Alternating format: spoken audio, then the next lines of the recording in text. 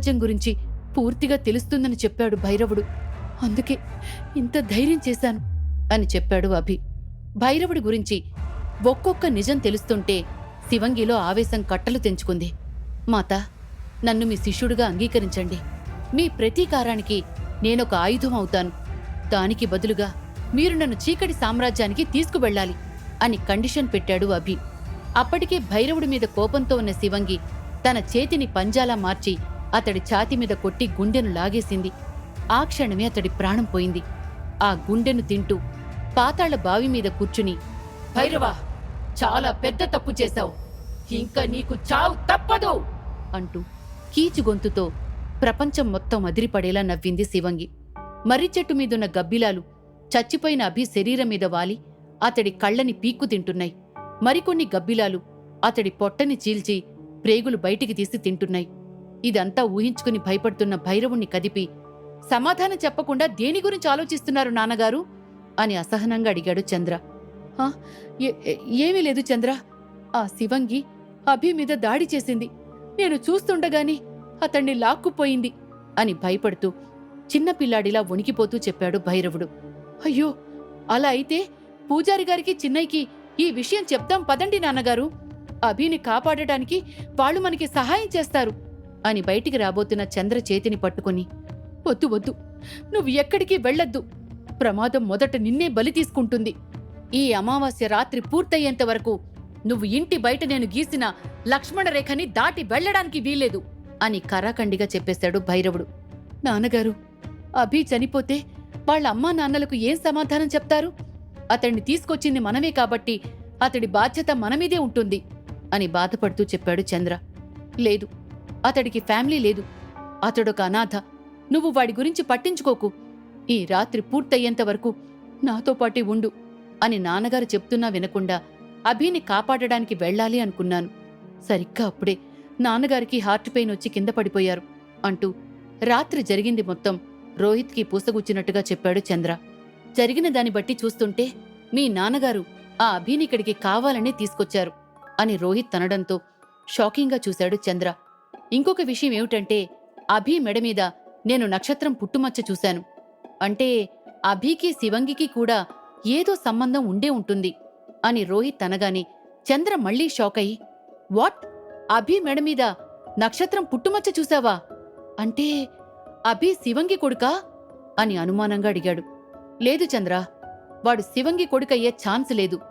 ఎందుకంటే శివంగి తన కొడుకుని తనే చంపుకోలేదు కదా అని ఏదో ఆలోచిస్తున్నాడు రోహిత్. నువ్వు నిజంగా ఆ పుట్టుమచ్చని చూశావా రోహిత్ అని ఎందుకో అనుమానంగా అడిగాడు చంద్ర. చూశాను చంద్ర, కానీ రెండోసారి చూసినప్పుడు నాకా పుట్టుమచ్చ కనిపించలేదు. ఐ థింక్ ఆ టైంలో వాడు ఏదో కనికట్టు చేసుంటాడు అని ఆలోచిస్తూ అన్నాడు రోహిత్.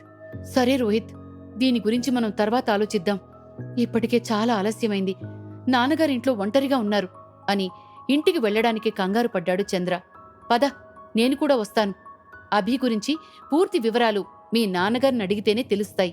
ఆయన ఏదో దాచిపెడుతున్నారు. అదేంటో తెలుసుకుంటే శివంగి సమస్యకి కూడా ఒక పరిష్కారం దొరకవచ్చు అన్నాడు రోహిత్. వద్దురా, ఇప్పుడు నాన్నగారి ఆరోగ్యం అంత బాలేదు. పైగా మీ మీద చాలా కోపంగా ఉన్నారు. ఈ టైంలో మీరు రావడం కరెక్ట్ కాదు. ఆయన ఆరోగ్యం కుదురుపడిన తర్వాత కబురు పంపుతాను, అప్పుడు రండి అని రోహిత్కి మరో మాట మాట్లాడే అవకాశం ఇవ్వకుండా అక్కడి నుండి వెళ్ళిపోయాడు చంద్ర. ఇంక చేసేదేమీ లేక తార వాళ్లతో కలిసి ఇంటికి వెళ్తున్నాడు రోహిత్. తార శివంగి గురించి, అమూల్య లిల్లీ గురించి, రోహిత్ భైరవుడి గురించి ఆలోచిస్తూ ఇంటికి చేరుకున్నారు. అందరూ లోపలికి వెళ్తే రోహిత్ మాత్రం గార్డెన్లోకి వెళ్ళాడు. అతన్ని చూసిన అమూల్య కూడా అతడి వెనకాల వెళ్లి అతడి పక్కన కూర్చుంది. చల్లగా వీస్తున్న గాలికి అమూల్య తన భుజాలు రుద్దుకుంటూ చలిని తగ్గించుకునే ప్రయత్నం చేస్తుంటే రోహిత్ ఆమెని తన దగ్గరికి తీసుకున్నాడు. అమూల్య అతడి ఒళ్ళో కూర్చుని అతడి కళ్లల్లోకి ప్రేమగా చూస్తూ, రోహిత్, నేను బాలభద్రుడితో అంత క్లోజ్గా ఎందుకున్నాను నీకెప్పుడు తెలుసుకోవాలని అనిపించలేదా అని బాధగా అడిగింది. నా అమూల్య తప్పు చెయ్యదు. తప్పు చెయ్యాలనే ఆలోచనే వస్తే చావడానికైనా సిద్ధపడుతుంది గాని తప్పు చెయ్యదు అని ఆమె మీద తనకు ఎంత నమ్మకం ఉందో చెప్పాడు రోహిత్. రోహిత్ తెలుసుకోవాలి అనుకోవడం లేదు, కానీ నేను తెలుసుకోవాలి అనుకుంటున్నాను అమూల్య. రోహిత్ని దూరం పెట్టి నువ్వు చిన్నయ్యకి ఎందుకు దగ్గరయ్యావు అని వాళ్ళ దగ్గరకొస్తూ అడిగింది తార. మీకోసం అని శివంగి గురించి చెప్పబోతూ ఏదో గుర్తుకొచ్చిందాల్లా ఆగిపోయింది. మాకోసమా? అంటే తనని ప్రేమించకపోతే మిమ్మల్ని చంపేస్తానని ఆ బాలభద్రుడు బెదిరించాడా అని అడుగుతూ వాళ్ళ దగ్గరకొచ్చాడు విక్కీ. లేదు లేదు, ఇందులో చిన్నయ్య తప్పేమీ లేదు. అతడికి కావాలని దగ్గరైంది నేనే అని అమూల్య అనగానే ఆమె వైపు ఆతృతగా చూసింది తార. అయితే నేననుకున్నదే నిజమన్నమాట. అమూల్య బాలభద్రుడికి దగ్గరవ్వడానికి శివంగికి ఖచ్చితంగా ఏదో సంబంధం ఉంది అని మనసులో అనుకుంది తార. ఊర్లో జరుగుతున్న హత్యలకి అందరూ మనమే కారణం అనుకుంటున్నారు. రేపొద్దునేదైనా అటూ ఇటూ జరిగితే ఊరివాళ్లు ముందు మనల్నే చంపుతారు.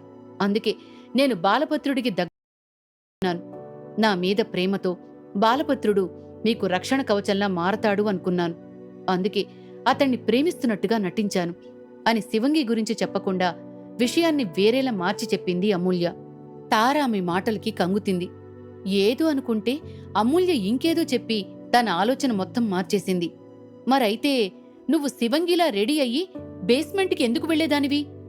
కొన్నిసార్లు వింతగా ఎందుకు బిహేవ్ చేసేదానివి అని అనుమానంగా అడిగింది తార.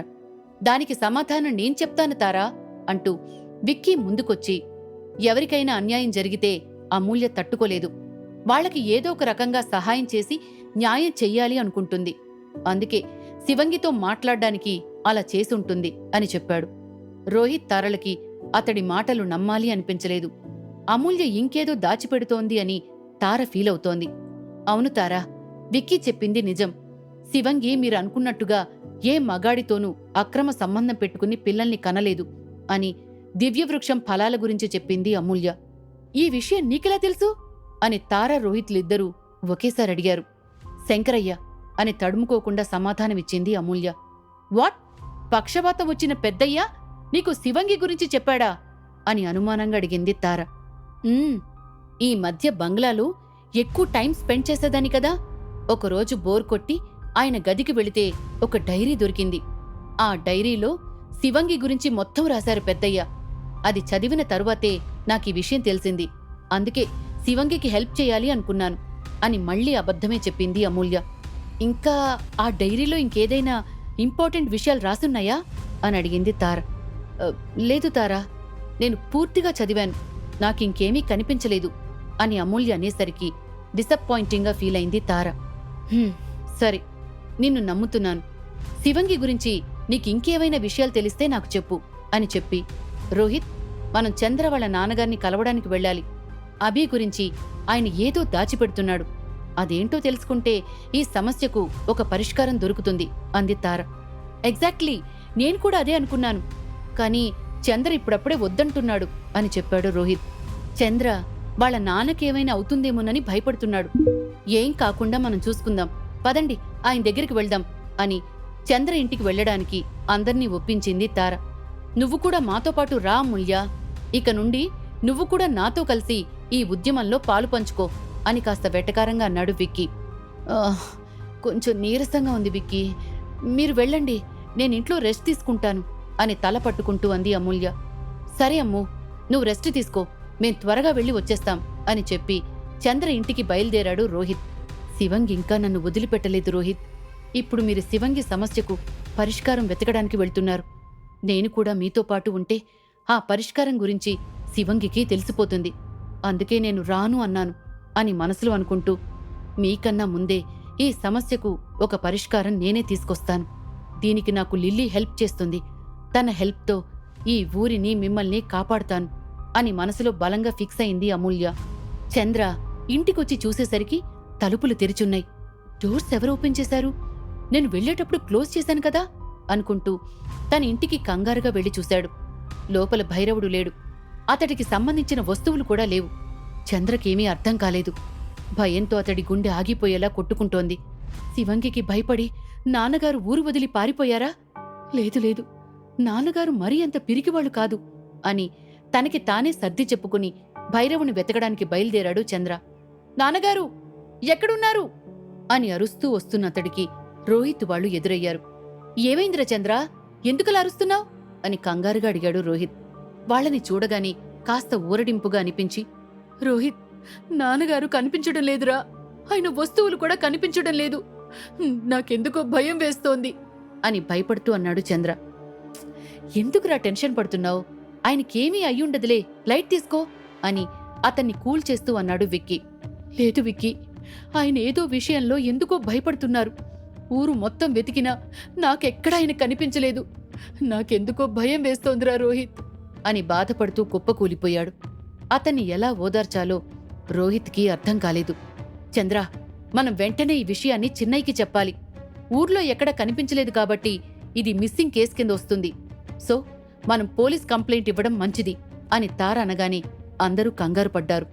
సరిగ్గా అప్పుడే జగజిత్ వాళ్ల దగ్గరికి పరిగెత్తుకుంటూ వచ్చి ఏదో చెప్పగానే అందరూ ఒక్కసారిగా షాక్ అయ్యారు.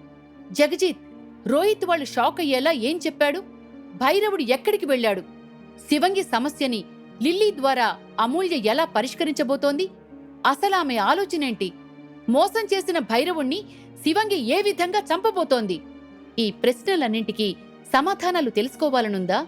అయితే అంతం స్టోరీలో తర్వాత భాగాలు వినాల్సిందే. మరి మీరు కూడా ఏమైనా గెస్ట్ చేస్తే కామెంట్స్ రూపంలో చెప్పండి. తర్వాత భాగంలో కలుద్దాం. అంతవరకు stay tune to pocket FM. Dear listeners, ఇప్పుడు మీకోసం నెక్స్ట్ ఆడియో